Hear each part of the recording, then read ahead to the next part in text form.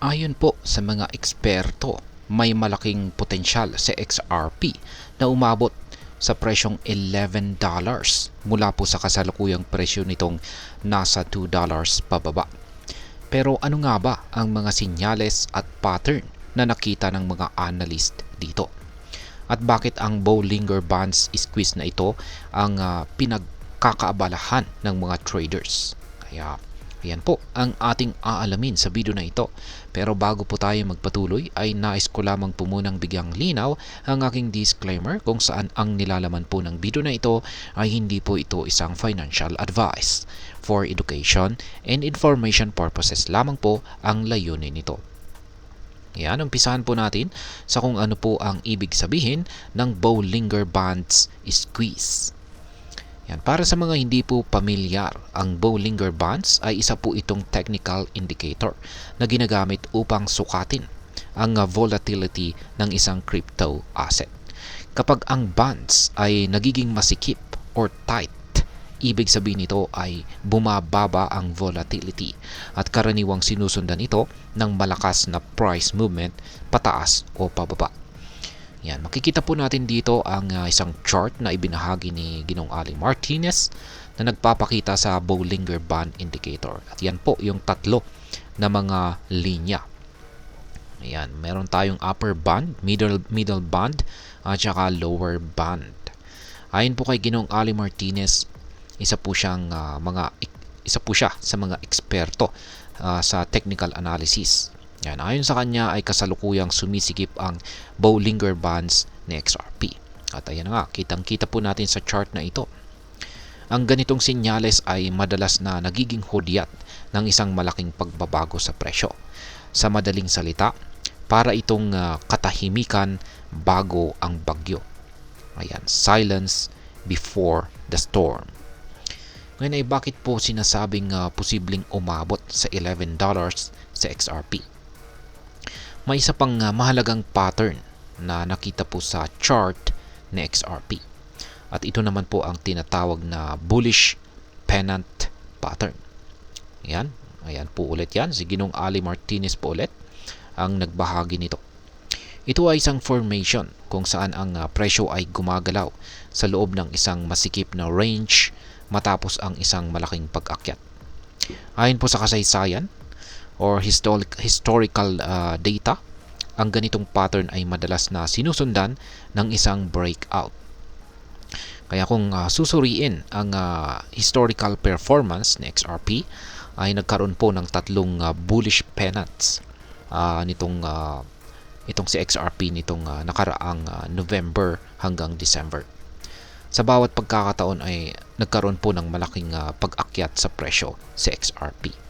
Base sa pattern na ito ay inaasahan ng mga analyst na posibleng maabot na XRP ang target na $11 sa susunod na rally. Ngayon ay ano naman po ang papel ng mga whales sa presyong ito? Habang ang ilang retail investors ay tila nawawalan na ng gana dahil sa mabagal na galaw ng presyo ng XRP, ang mga whales o malalaking investors naman ay patuloy po na nagdaragdag ng XRP sa kanilang mga wallet. At yan, itong nakalipas po na Pasko, yan, bilang halimbawa ay nadagdagan po ng 60 million XRP ang holdings ng mga whales. Ibig sabihin po nito ay naniniwala silang may malaking potensyal pa itong si XRP. Ngayon ay bakit po ito mahalaga? Ang galaw po kasi ng mga whales ay kadalasang nagiging indikasyon ng mga paparating na malalaking pagbabago sa market. Ngayon ay paano po nakakaapekto ang presyo ng XRP sa crypto market? Sa XRP po ay isa sa mga top cryptocurrencies, kaya ang paggalaw nito ay may direktang epekto sa crypto market. Kapag nagkaroon po ng breakout or biglang pagtaas sa presyo nito, possible rin nitong hilahin pataas ang iba pang mga crypto assets. Bukod dito ay nagbibigay din po ito ng kumpiyansa or pagtitiwala sa mga investors na patuloy patuloy po na magtiwala sa market kahit na may mga pansamantalang bearish na panahon. Ngayon ay ano naman po ang maaaring maging epekto nito para sa atin bilang mga traders at investors ni XRP. Para sa atin ay malaking oportunidad po ito. Kung tama ang prediction ng mga eksperto na umabot sa XRP or aabot sa XRP sa presyong $11, ibig sabihin nito ay maaari po tayong makakuha ng higit pa sa 400% na gain mula sa ating investment. Pero mahalaga pong tandaan, mataas din po ang risk sa ganitong kalakaran.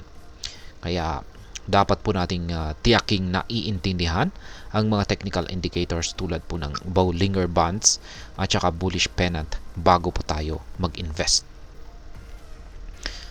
At ngayon ay ano naman po ang aking masasabi tungkol dito? Si XRP ay nananatiling isang promising asset, lalo na kung titignan po natin ang long-term na galaw nito. Ang Bollinger Bands, ang Bollinger Bands squeeze at ang bullish pennant pattern ay mga positive indication. Pero hindi po ito garantiya. Ang pinakamahusay na gawin ay ang mag-research, magbasa po ng analysis mula sa iba't ibang eksperto at wag pong mag-invest ng higit sa kaya nating mawala.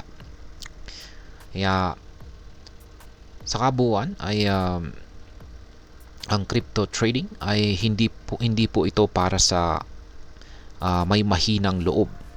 Pero kung kaya mong intindihin ang galaw ng market ay maghintay lamang po tayo ng tamang panahon at ang gantimpala ay maaring sulit para sa ating effort at saka risk. Kaya ayan mga ka-crypto, ang tanong ngayon ay handa ka bang maghintay sa potential ni XRP? Kung oo, siguraduhin handa ka ring harapin ang volatility ng market. Tandaan, ang pagiging isang mahusay na trader ay hindi lamang po tungkol sa pagtama ng presyo, kundi sa tamang diskarte at saka disiplina.